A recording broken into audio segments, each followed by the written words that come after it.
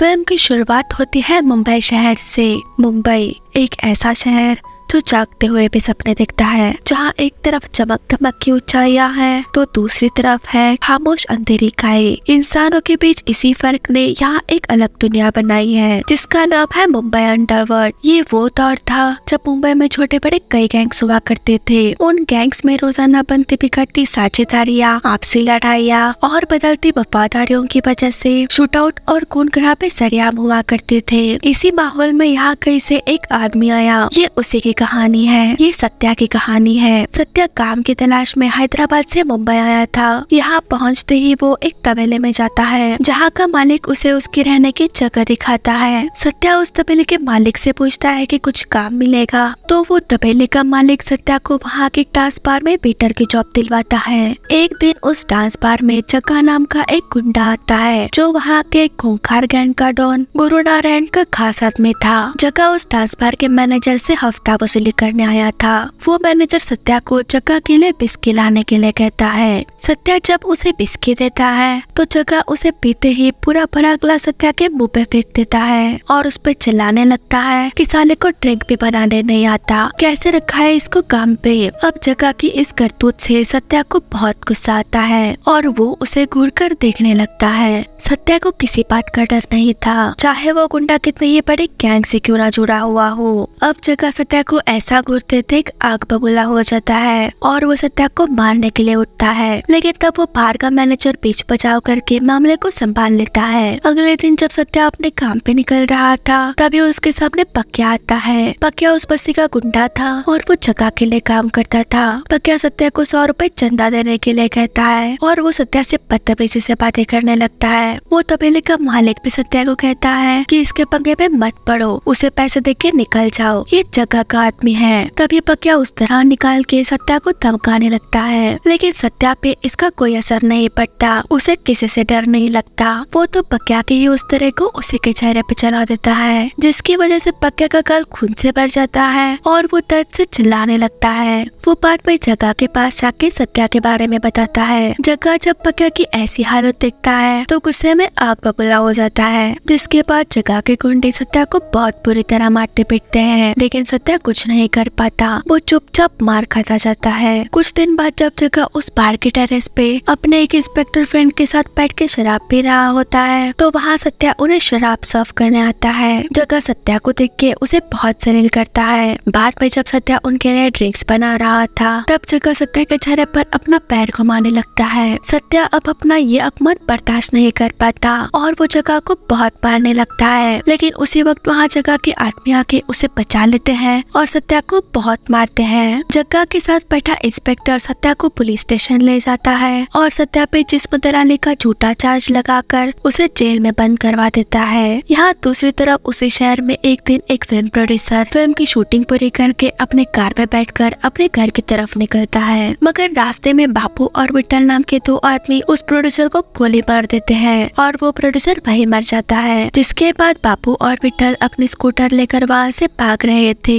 लेकिन उनके स्कूटर का एक्सीडेंट हो जाता है और वो स्कूटर विट्ठल के पैरों पर गिर जाती है। बापू विट्ठल को उठाने की कोशिश करता है, लेकिन विट्ठल उसे वहाँ से भाग जाने के लिए कहता है क्योंकि पुलिस उन दोनों को ही ना पकड़ ले। बापू वहाँ से भागने में कामयाब हो जाता है और पुलिस विट्ठल को पकड़ लेती है। इंस्पेक्टर खांडेलकर जो एक बहुत ही ईमानदार पुलिस ऑफिसर है, वो विट्ठल को पूछता है कि किसके कहने पर तुमने उस प्रोड्यूसर को मारा। खांडेलकर विट्ठल को बहुत टॉर्चर करता है और वो टॉर्चर ना सहते हुए विट्ठल इंस्पेक्टर को पीकू मात्रे का नाम बताता है। पीकू मात्रे मुंबई अंडरवर्ल्ड के कई गैंग्स में से एक गैंग का मुखिया था जिसका मुंबई में बहुत दबदबा था। अब विट्ठल के बयान के बाद पुलिस पीकू मात्रे को उसके घर से गिरफ्तार कर लेती है, जहाँ पे वो अपनी बीवी प्यारी और 2 बच्चों के साथ रहता था। पीकू मात्रे को भी उसी जेल में रखा जाता है जहाँ पे सत्या को रखा गया था। एक दिन पीकू और सत्या की मुलाकात होती है, मगर ये मुलाकात तुरंत ही लड़ाई में बदल जाती है। पीकू सत्या को मारकर छोड़ देता है तो तुरंत सत्या भी पीकू को चाकू दिखाकर छोड़ देता है। पीकू सत्या के तेवर और गुस्सा देखकर उसे इम्प्रेस हो जाता है और समझ जाता है कि सत्या में कुछ तो बात है। वो तुरंत ही सत्या की तरफ दोस्ती का हाथ बढ़ाता है। धीरे धीरे पीकू और सत्या अच्छे दोस्त बन जाते हैं और एक दूसरे से बहुत सारी बातें करने लगते हैं। पीकू को सत्या के जेल आने का कारण पता चलता मिलता है कि कैसे जग्गा ने सत्या को पीट कर गलत चार्ज में जेल भिजवा दिया।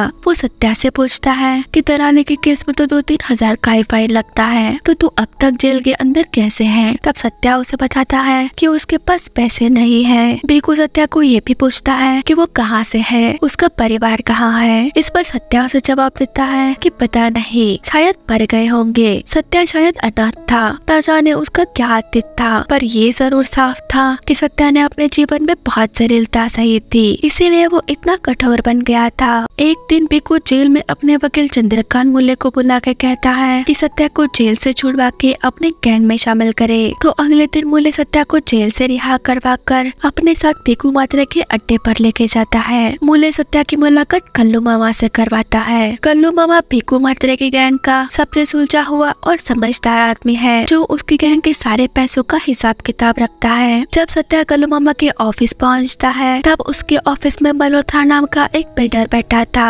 मल्होत्रा कल्लू मामा से हफ्ते की रकम देने के लिए कुछ दिनों की मोहलत मांगने आया था, तो कल्लू मामा उसे कुछ दिनों की मोहलत दे देता है। जिसके बाद कल्लू मामा सत्या से मिलता है और फिर वो चंदर को वहाँ बुला के उसे सत्या के रहने का इंतजाम करने के लिए कहता है। चंदर खोटे भीकू मात्रे गैंग का एक जिंदा दिल और मजाकिया आदमी था। वो हमेशा खुद हंसता और सबको हंसाते रहता था। चंदर सत्या को एक चॉल में लेके जाता है, जहाँ पे वो सत्या को उसकी रहने की रूम दिखाता है। रात को जब सत्या अपने रूम की खिड़की में से बाहर बारिश को देख रहा था, तभी वहाँ की बिजली चली जाती है और उसके रूम में विद्या नाम की एक लड़की आती है। वो सत्या से कहती है कि वो सामने वाले रूम में रहती है। वो सत्या को फ्यूज ठीक करने के लिए कहती है, तो सत्या भी वहाँ का फ्यूज ठीक करने जाता है और विद्या के संघर्ष भरे जीवन को देखता है। विद्या एक बहुत ही गरीब परिवार से है। वो अपने माँ बाप की एक लौती बेटी है। उसके पिता पहले सितार वादक थे, लेकिन अब वो अपाहिज हो गए हैं और घर की सारी जिम्मेदारी विद्या की है। यहाँ सत्या और विद्या की कहानी शुरू हो जाती है। वो दोनों एक दूसरे से बिल्कुल अलग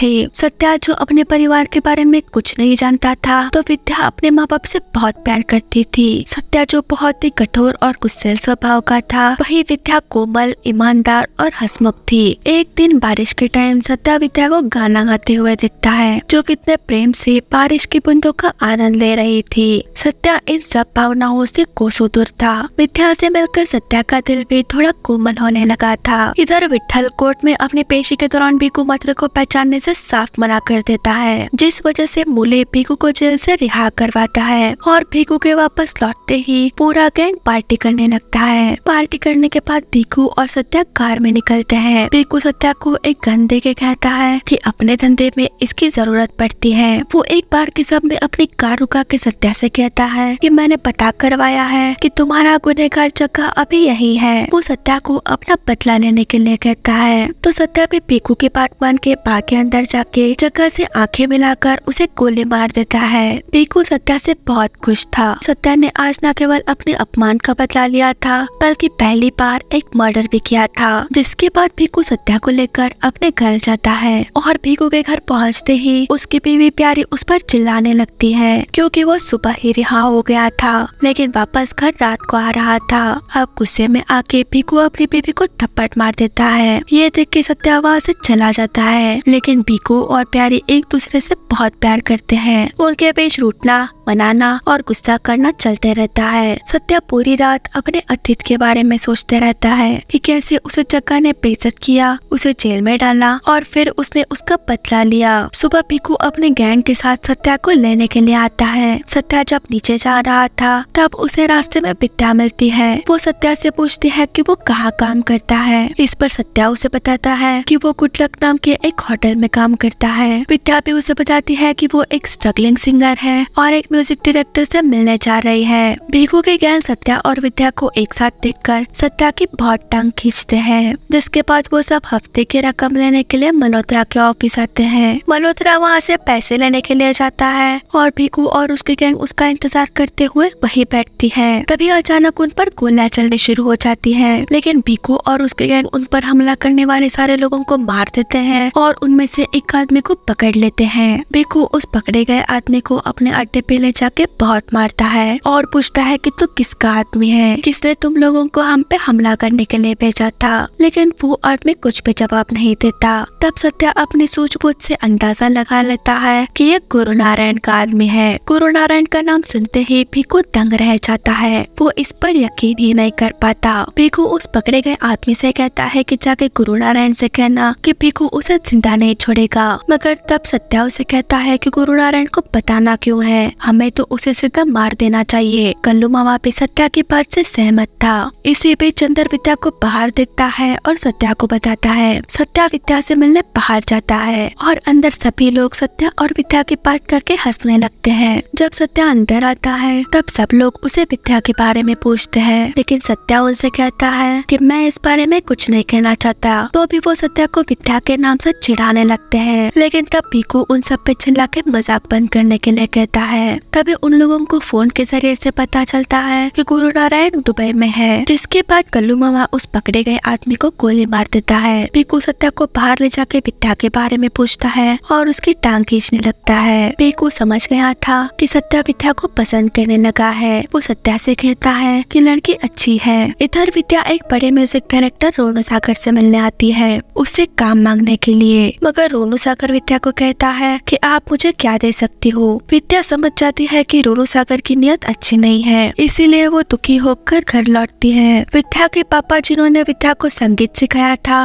वो विद्या से पूछते हैं कि क्या हुआ, तो विद्या उन्हें बताती है कि काम नहीं मिला। विद्या की माँ ने विद्या के लिए आज खीर बनाई थी क्योंकि आज उसका जन्मदिन था। वो विद्या को बताती है कि दोपहर में गैस वाला आया था, तो मैंने सत्या से 200 रुपए उधार लेके 150 रुपए गैस वाले को दे दिए और बाकी के 50 रुपए मैंने खर्च कर दिए। ये सुन के विद्या अपनी माँ को डांटने लगती है, कहती है कि क्या जरूरत थी लोगों से उधार पैसे लेके खीर वीर बनाने की। लेकिन उसी वक्त वहाँ पे सत्या उनके घर पे कुछ देने आता है और उनकी ये बातें सुन लेता है, जिसे वहाँ देखकर विद्या को भी अपने कहे पर पछतावा होता है और वो सत्या के पास आके बताती है कि म्यूजिक डायरेक्टर रेणु सागर ने उसे काम देने के बदले क्या मांगा। अब सत्या विद्या की बातें सुन के चंदर को फोन लगा के रेणु सागर के बारे में बताता है, जिसके बाद चंदर और उसके आदमी रात के समय रेणु सागर के घर के पास जाके उसके घर पे गोलियां चला के उसे धमकाते हैं कि वो अगली फिल्म में विद्या से ही गाना गवाए, नहीं तो अगली गोली उसके भेजे में लगेगी। रेणु सागर अब इस धमकी से बहुत डर जाता है। वो अगले ही दिन विद्या के घर पे पहुंचता है और कहता है कि कल का जो उसका गाना है उसे विद्या ही गाएगी। वो विद्या को कल रिकॉर्डिंग स्टूडियो आने के लिए कह के वहाँ से चला जाता है। विद्या को ये सुन के यकीन ही नहीं होता। उसके माँ बाप भी बहुत खुश होते हैं। इधर चंदर भी सत्या को फोन करके बताता है कि उसका काम हो गया। प्रोड्यूसर पूरा डर गया है। कल्लू मामा भी भीखू को बताता है कि मल्होत्रा बिल्डर को सल्टाने के बाद सारे बिल्डर्स डर के खुद ही अपना हफ्ता देके जा रहे हैं। भीखू भी कल्लू मामा को उनसे वसूली की रकम बढ़वाने बोलता है, लेकिन सत्या भीखू से कहता है कि हमें उनकी वसूली की रकम बढ़वानी नहीं चाहिए। अगर उन्होंने देने से इनकार कर दिया तो। इस पर भीखू उसे कहता है कि अगर किसी ने मना कर दिया तो एक एक को टपका डालेगा। तो सत्या उसे कहता है कि यह धंधा है, हमें उनके डर से फायदा है, मौत से नहीं। इसके बाद जब सत्या अपनी चौल पहुंचता है तो विद्या उसे टेरेस पे बुला के उसे रेणु सागर के बारे में बता के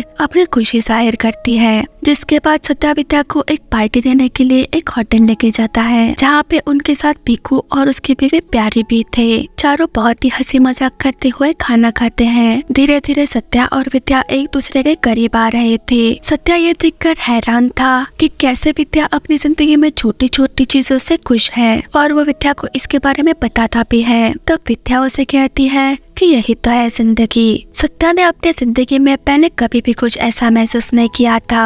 इसी दौरान विद्या का पहला गाना रिकॉर्ड होता है। वो बहुत खुश थी। अब वो भी सत्या को पसंद करने लगी थी, लेकिन उसको सत्या की सच्चाई और उसके धंधे के बारे में कुछ भी नहीं पता था। ना ही उसे रेणु सागर को धमकाने वाली बात पता थी। इधर भीखू के गैंग को खबर मिलती है कि भीखू का सबसे बड़ा दुश्मन गुरु नारायण कल सुबह की फ्लाइट से दुबई से मुंबई आ रहा है। गुरु नारायण वही है जिसने भीखू पर जानलेवा हमला करवाया था।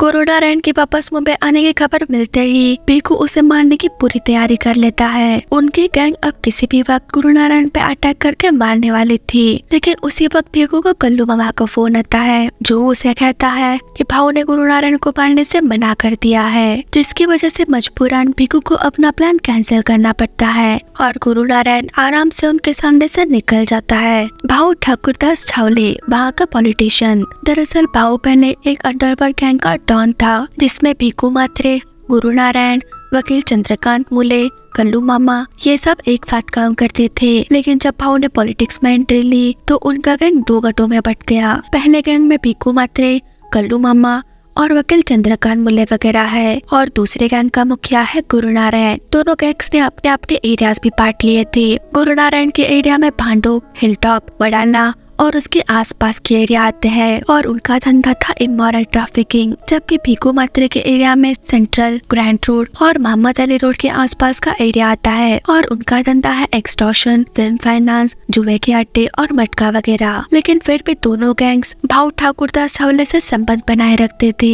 ये दोनों गैंग्स एक दूसरे के काम में दखल अंदाजी नहीं करते थे। लेकिन दिक्कत तब शुरू हुई जब सत्या ने गुरु नारायण के खासात में जग्गा को मार दिया, जिसकी वजह से गुरु नारायण ने भीखू पे जानलेवा हमला किया। पहले भीखू और गुरु नारायण जब भाऊ के गैंग में थे तो दोस्त हुआ करते थे। भीखू की बीवी प्यारी गुरु नारायण को राखी बांधती थी, मगर वर्चस्व की लड़ाई में दोनों एक दूसरे के जान के दुश्मन बन बैठे हैं। अपने प्लान को कैंसिल करने के बाद भीखू सत्या और मूले के साथ भाऊ के बुलाने पर मीटिंग में आता है। भाऊ की बात कोई नहीं टालता था। भाऊ भीखू को कहता है कि इलेक्शन सर पर है, ऐसे में अगर वो शहर में खून खराबा करेगा तो लोग भाऊ को वोट नहीं करेंगे। भाऊ गुरु नारायण से भी बात करता है। गुरु भाऊ से कहता है कि मेरा भीखू से कोई लफड़ा नहीं, मुझे तो जिसने जग्गा को मारा वो सत्या चाहिए। तो भाऊ उसे कहता है कि दिया, लेकिन भाऊ सबके सामने ये बात नहीं बताता। वो उन सबसे कहता है कि गुरु नारायण मान गया है, अब तुम लोग शहर में कोई खून खराबा मत करना। लेकिन भीखू भाऊ के इस फैसले से खुश नहीं था, वो परेशान था। सत्या भीखू को कहता है कि हमें भाऊ की बात मानने की जरूरत ही क्या है। भाऊ सिर्फ अपना फायदा देख रहा है, उसे किसी की परवाह नहीं, उसे सिर्फ इलेक्शन जीतने के लिए तेरी जरूरत है। अगर भाऊ अपने फायदे की सोच रहा है तो हम क्यों नहीं। और इसकी क्या गारंटी है कि भाऊ की बात मान के गुरु नारायण चुप रहेगा। अपने धंधे में वही जीतता है जो पहला हाथ मारता है। सत्या की ये बातें भीखू को भी सही लगती है, क्योंकि ये वक्त मारने का है, नहीं तो दुश्मन तुम्हें मार देगा। वो गुरु नारायण को मारने का फैसला कर लेता है, और मौका मिलते ही भीखू के गैंग गुरु नारायण पर अटैक कर देती है। बीच बाजार मुंबई की सड़कों पे भीखू और सत्या गुरु नारायण का पीछा करते हैं। भागते भागते गुरु नारायण एक रेलवे पुल पे गिर जाता है और भीखू से माफी मांगने लगता है, जिसे सुनकर भीखू गुस्से में अपने होश खो देता है और उसे बहुत सुनाने लगता है। और इससे पहले कि गुरु नारायण वहाँ पड़ी गन लेके भीखू को गोली मारे, सत्या गुरु नारायण पर गोली चला देता है और गुरु नारायण वही मर जाता है। अब गुरु नारायण को मारने के बाद भीखू के गैंग ने अपने लिए उसे भी बड़ा दुश्मन बना लिया था। वो दुश्मन था भाऊ ठाकुरदास छावले, क्योंकि भीखू ने भाऊ के फैसले के खिलाफ जाकर गुरु नारायण को मारा था। भीखू जानता था कि भाऊ इस बात को बर्दाश्त नहीं करेगा और पलट के बदला जरूर लेगा, क्योंकि भाऊ जैसे लोगों का भरोसा नहीं किया जा सकता। ऐसे लोग पीठ पीछे ही हमला करते हैं। इस तनाव भरे माहौल में सबसे अगर डर में कोई था तो वो था कल्लू मामा। भीखू ने सत्या के कहने पर जो गुरु को मारा था, इससे वो परेशान था।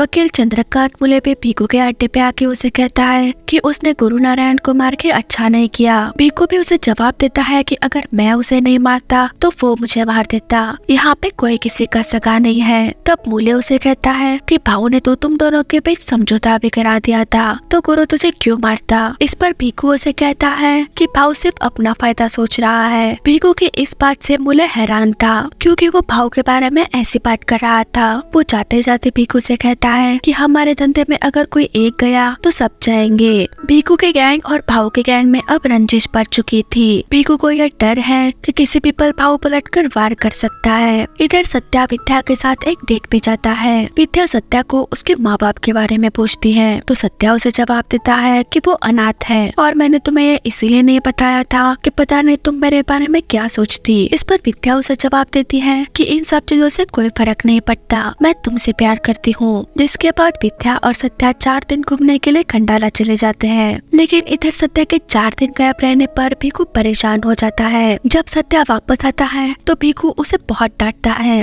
वो आगे उसे कहता है कि भाऊ हम पर कभी भी हमला कर सकता है, ऐसे में वो उनको बिना बताए कहीं ना जाए। सत्या भीखू से माफी मांगता है और उसे रिक्वेस्ट करता है कि वो उसे विद्या के लिए तोहफा ढूंढने में मदद करे। जिसके बाद भीकू सत्या को एक ज्वेलरी शॉप लेके जाता है, जहाँ भीकू सत्या को विद्या के लिए एक कीमती अंगूठी खरीदवा के देता है। जब सत्या विद्या को वो अंगूठी देता है तो विद्या उसके कमिटमेंट से बहुत खुश होती है। अब विद्या भी सत्या के साथ अपना भविष्य देखने लगी थी। इसके बाद जब वो दोनों घर लौटते हैं तब विद्या के ऊपर दुखों का पहाड़ टूट पड़ता है, क्योंकि विद्या के पापा की मौत हो चुकी थी। इस दुख भरे पल में सत्या विद्या के साथ था, लेकिन इसी बीच चंदर सत्या को बताता है कि वकील मूले अड्डे पर आया है। तो सत्या चंदर के साथ तुरंत अड्डे पर पहुंचता है, जहाँ पे भीकू, कल्लू मामा और मूले बैठे हुए थे। मूले उन सबसे कहता है कि भाऊ तुम लोगों से मिलना चाहता है। ये सुन के सत्या मूले को कहता है कि भाऊ को बोलने की वो ही हमारे अड्डे पर आए। मूले सत्या की ये बात सुन के दंग था और वो यही बात भाऊ को बताता है। जिसके बाद भाऊ अपने आदमियों के साथ भीकू के अड्डे पर आके उसे कहता है कि मैं यहाँ अपनी गलती मानने आया हूँ। अच्छा किया जो तूने गुरु नारायण को मार दिया। तूने जो किया मुझे उसे कोई तकलीफ नहीं, पर शहर में एक नया कमिश्नर आया है, वो हमारे पीछे जरूर पड़ेगा। हमें उसे हमारी आपसी झगड़े का फायदा उठाने नहीं देना चाहिए। ऐसा कह के वो भीकू से सुलह कर लेता है। भाऊ सत्या की समझदारी की भी तारीफ करता है। वो उसे कहता है कि अच्छा है कि तू भीकू के साथ है। बहुत दिनों बाद कल्लू मामा भी खुश है। अब सभी लोग तनाव से मुक्त है। इसी बीच चंदर वहाँ आके उन सबको अपनी बहन की शादी का न्योता देता है। चंदर की बहन की शादी में सभी लोग शामिल होते हैं और खूब नाचते गाते हैं। इधर मुंबई के सड़कों पर खुलेआम गैंग वॉर के कारण और पिछले कमिश्नर के अंडर मुंबई पुलिस के नाकामयाबी के कारण होम मिनिस्टर पिछले कमिश्नर का ट्रांसफर करके एक नए कमिश्नर को मुंबई में पोस्ट करता है, जिसका नाम है अमोद शुक्ला। अमोद शुक्ला मुंबई में चार्ज लेते ही खांडलकर से मिलता है। वो दोनों एक दूसरे को पहले से जानते थे। अमोद शुक्ला खांडलकर से भीकू के गैंग और भाव के गैंग के बारे में सारी डिटेल्स जान लेता है। वो ये भी बताता है कि भाव ने भीकू मात्रे से सुलह करके हाथ मिला लिया है और भीकू अब भाव की इलेक्शन जीतने में मदद कर रहा है। भाव के खिलाफ जितने भी कॉर्पोरेट कैंडिडेट्स खड़े थे उन सबको नॉमिनेशंस वापस लेने के लिए अंडरवर्ल्ड से धमकी मिल रही है और हम कुछ नहीं कर सकते क्योंकि ऑफिशियली हमारे पास किसी ने रिटर्न रिपोर्ट नहीं लिखवाई। इधर होम मिनिस्टर अमोद शुक्ला से कहता है कि कॉर्पोरेट कैंडिडेट्स को नॉमिनेशन वापस लेने के लिए अंडरवर्ल्ड से धमकी मिल रही है और इसमें भाऊ ठाकुरदास छावले का हाथ है। आपके पास इसकी इंफॉर्मेशन भी है, फिर भी पुलिस कुछ एक्शन क्यों नहीं ले रही? तब अमोद शुक्ला उन्हें बताता है कि अभी तक हमें भाऊ के खिलाफ कोई रिटर्न कंप्लेंट नहीं मिली और अगर हमने भाऊ को नो ग्राउंड गिरफ्तार भी किया तो उसे छोड़ना पड़ेगा क्योंकि हमारे पास उसके खिलाफ कोई सबूत ही नहीं है। फिर गिरफ्तारी का नाटक क्यों करना? हम हमेशा इन जैसे गुंडे लोगों को अरेस्ट करते हैं और वो छूट जाते हैं। अगर पकड़े गए तो जेल के अंदर से ही ऑपरेट करेंगे और भाग गए तो देश के बाहर बैठ के ऑपरेट करेंगे और हम कुछ नहीं कर सकते। और ये भाऊ जैसे लोग तो खुलेआम ऑपरेट करते हैं क्योंकि वो अच्छी तरह जानते हैं कि सिस्टम को कैसे तोड़ा मरोड़ा जा सकता है। वो लोग कुछ भी कर सकते हैं क्योंकि वो कानून तोड़ते हैं और हम कुछ नहीं कर पाते क्योंकि कानून ही हमें रोकता है। होम मिनिस्टर और head of inquiry committee Amod Shukla की बात को समझते हैं और उसे फुल पावर देते हैं कि उसे जो करना है करे और पब्लिक को अंडरवर्ल्ड से मुक्ति दिला दे। अमोद शुक्ला के पास सुनहरा मौका था शहर को अंडरवर्ल्ड से साफ करने का। वो फुल एक्शन में आ जाता है। मुंबई पुलिस अब सारे गैंग का सफाया करना शुरू कर देती है। खांडलकर और बाकी पुलिस वाले मुंबई की गलियों में, दुकानों में, घरों में घुसकर गैंगस्टर को खत्म करने लगती है। इसे एक एनकाउंटर में चंदर मारा जाता है और उसकी मौत के बाद भीकू बहुत दुखी हो जाता है। वो परेशान है कि वो कुछ नहीं कर पा रहा, लेकिन सत्या के मन में तो कुछ और ही चल रहा था। वो भीकू से कहता है कि पुलिस वालों के पास हमें रोकने का कोई तरीका नहीं था। गवर्नमेंट ने उन्हें खुली छूट दी है, इसलिए वो हमें पकड़ने के लिए हमारा ही रास्ता अपना रहे हैं। उन्हें लगता है कि हम सब कानून के पहुंच के अंदर हैं, तो हम भी उन्हें बताएंगे कि वो भी हमारे पहुंच के बाहर नहीं है। अब वक्त आ गया है कि हम अमोद शुक्ला को मार देंगे। ये सुनकर कल्लू मामा पहले तो ऐसा करने से मना कर देता है, लेकिन फिर मान जाता है। साथ में ये भी कहता है कि पुलिस को कम मत समझना। इस पर सत्या कहता है कि हम अमोद शुक्ला को मारे या ना मारे, पुलिस तो हमें खत्म करने पर तुली है और हम ऐसे ही हाथ पे हाथ रख कर बैठे रहे तो वो हमें कुत्तों की तरह भगा कर मारेंगे। और अगर हम अमोद शुक्ला को मार देंगे तो उसके बाद कोई भी पुलिस वाला हमारे खिलाफ कदम उठाने से पहले 10 बार सोचेगा। अमोद शुक्ला की मौत से ही हमारी जिंदगी बच सकती है। भीकू भी सत्या की बात से सहमत था और अगले ही दिन भीकू की गैंग खांडलकर के सामने ही अमोद शुक्ला को मार डालती है। आमोद शुक्ला की दिन दहाड़े हत्या ने सारी सरकारी मशीनरी को जड़ से हिला दिया था। पुलिस भी अब बदला लेने पर उतार हुई थी। वो जिस कदर मुंबई अंडरवर्ल्ड पर टूट पड़ी, जो खलबली मची, जो शूटआउट्स और हंगामे हुए, वो मुंबई के क्रिमिनल इतिहास का सबसे बड़ा काला चैप्टर साबित हुआ। तनाव में घिरा मुंबई शहर अब पुलिस राज्य लगने लगा था और आने वाले इलेक्शन ने हालात और भी संगीन कर दिए थे।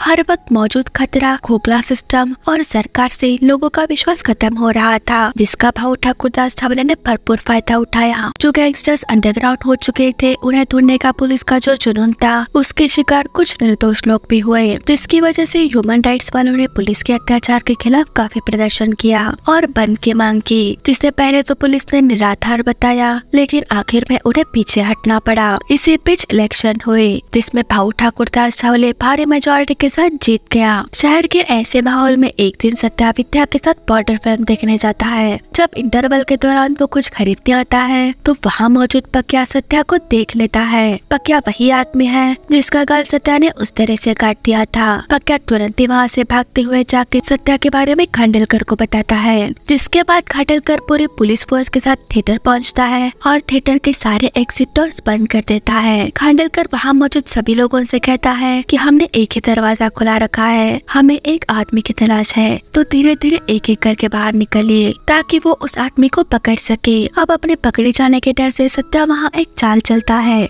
वो अंधेरे में पब्लिक के बीच अपनी गन फायर करता है, जिसकी वजह से लोगों में अचानक तनाव शुरू हो जाता है और वहाँ भगदड़ मच जाती है। इसी भगदड़ का फायदा उठाकर सत्या पुलिस की नजरों से बच के बाहर निकल जाता है, लेकिन उस भगदड़ में 5 बच्चे, 6 औरतें और 10 आदमी मर जाते हैं। इसकी वजह से खांडेलकर पर डिपार्टमेंट की इंक्वायरी बैठ जाती है। उसे पूछा जाता है कि एक आदमी को पकड़ने के लिए तुमने 1000 लोगों की जानों को दांव पे लगाना क्या सही समझा? तुम्हें यह अंदेशा कैसे नहीं हुआ कि अपने बच के निकलने के लिए वो और कोई खतरनाक कदम भी उठा सकता है? इस पर खांडेलकर का जवाब संतोषजनक नहीं था और उस पर बैठी इंक्वायरी जारी रहती है। अब खांडेलकर पर इंक्वायरी बैठने के बाद भीखू बहुत ही खुश हो जाता है। वो मुंबई के एक समंदर के किनारे ऐलान करता है, खांडेलकर को कटा दिया, आमोद शुक्ला गया, गुरु नारायण भी ऊपर। भाव को इलेक्शन जिताया कौन? भीखू मात्रे। मुंबई का किंग कौन? भीखू मात्रे। ऐसा कह के बहुत खुश होने लगता है। उसे तो लगने लगा था कि मुंबई में उसके सामने कोई भी खड़ा नहीं हो सकता, मगर सत्या उस थिएटर वाले घटना के बाद गुमसुम बैठा था। वो आदमी जिसे मौत से डर नहीं लगता, अब वो विद्या की जान के लिए डर रहा है। वो भीखू से कहता है कि थिएटर में सब लोग एक दूसरे को रौंद के भाग रहे थे, उन लोगों में वो भी हो सकती थी। हमारे धंधे में जान की कोई गारंटी नहीं। मैंने फैसला किया है कि मैं विद्या को अपने बारे में सब कुछ बता दूंगा। इस पर भीखू उसे कहता है कि तू क्या बताएगा उसे अपने बारे में, कि तू क्रिमिनल है, गैंगस्टर है, कई सारे मर्डर केस में पुलिस तुझे ढूंढ रही है, तुझे क्या लगता है ये सब सुनने के बाद विद्या तुझे माफ कर देगी? तुझे उसे सच बताने की कोई जरूरत नहीं। लेकिन तब सत्या उसे कहता है कि मैं उसे बहुत प्यार करता हूँ, उससे शादी करना चाहता हूँ, मैं उसे झूठ बोलते बोलते थक गया हूँ, मैं वो सत्या नहीं हूँ जिसे वो प्यार करती है, मेरा झूठ कब तक चलेगा? वो आगे भी उसे कहता है, मेरे अब तक की जिंदगी में सबसे अच्छा वक्त वो था जो मैंने 4 दिन विद्या के साथ खंडाला में गुजारा था, और तू यहाँ मेरे लिए डरा हुआ था। मैं अपने बाकी की जिंदगी उस डर में नहीं जीना चाहता, मैं विद्या को खोना नहीं चाहता। अब मैं वो सत्या नहीं रहा जिसे कोई फर्क नहीं पड़ता था, लेकिन अब मुझे फर्क पड़ता है। फर्क पड़ता है उनकी मौत से जिनकी कोई गलती नहीं थी। हर किसी का कोई ना कोई होगा जो उसे प्यार करता था, जैसे मैं विद्या से प्यार करता हूँ। मेरे सच ना बोलने से विद्या की जिंदगी खतरे में पड़ सकती है, मुझे उसे सच बताना ही पड़ेगा। भीखू उसकी ये सब बातें चुपचाप सुनता है और उसे कहता है कि तू विद्या को सच मत बोल, तू विद्या से एक आखिरी झूठ बोल कि तुझे दुबई में एक नौकरी मिल गई है, मैं तुम दोनों का वहाँ सारा इंतजाम कर दूंगा, तेरा धंधा भी वहाँ एकदम लीगल होगा, तुम दोनों वहाँ महफूज और आराम से रहोगे। सत्या भी इसके लिए मान जाता है। इधर भाऊ अपने इलेक्शन में जीत का जश्न मनाने के लिए एक पार्टी रखता है, जिसमें वो भीखू, मूले और कल्लू मामा को बुलाता है। सब लोग जोर से पार्टी कर रहे थे,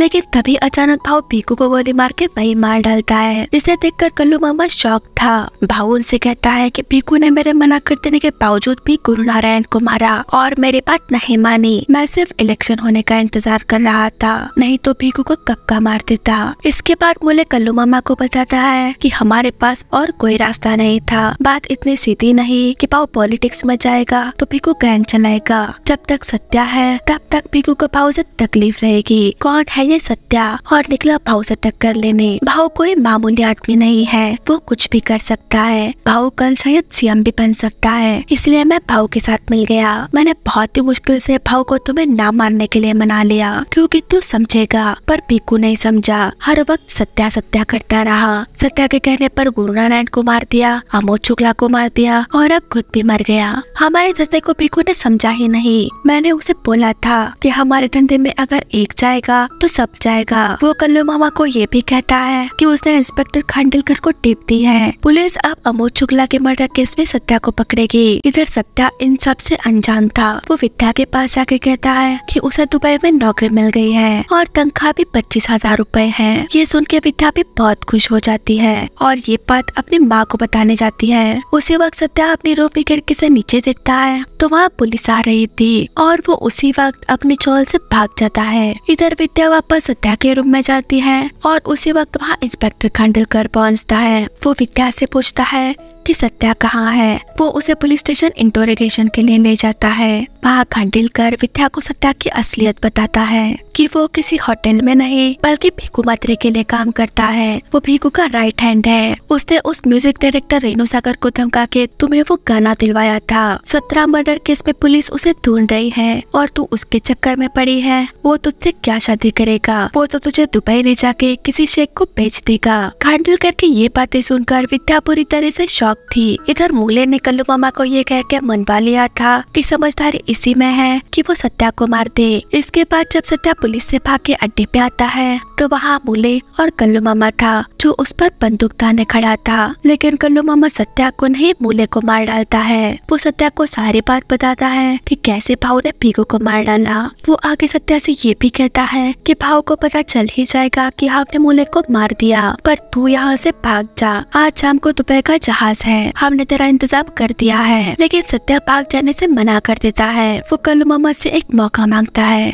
और उसे भाऊ के पास ले जाने के लिए कहता है। वो भाऊ से भीकू की मौत का बदला लेना चाहता था। उस दिन मुंबई शहर में गणपति विसर्जन का दिन था। सभी लोग गणपति विसर्जन कर रहे थे। पूरे शहर में उत्सव का माहौल था। भाऊ भी अपने गणपति के विसर्जन की पूजा करने समंदर किनारे आया था। इसी बीच सत्या पुलिस की नजरों से बचते हुए भाऊ के पास आके उसे नजरें मिलाते हुए उसे मार डालता है। जिसके बाद भाऊ के आदमी सत्या को मारने की कोशिश करते हैं और सभी तरफ अफरा तफरी मच जाती है। लेकिन तभी कल्लू मामा वहाँ आके भाऊ के आदमियों पे गोली चला के सत्या को वहाँ से लेके भाग जाता है। इसी अफरा तफरी में सत्या के कंधे पर एक गोली लग चुकी थी।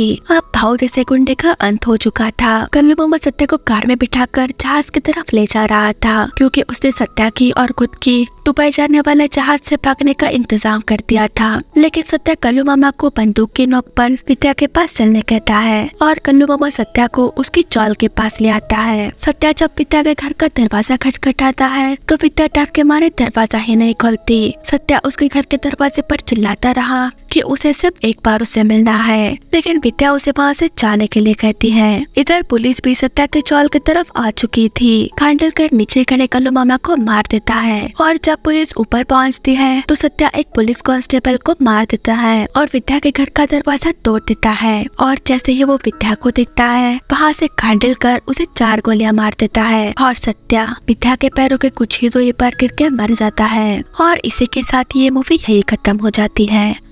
तो दोस्तों, आपको हमारा ये एक्सप्लेनेशन कैसा लगा हमें कमेंट सेक्शन में जरूर बताना और वीडियो को लाइक और चैनल को सब्सक्राइब जरूर करना।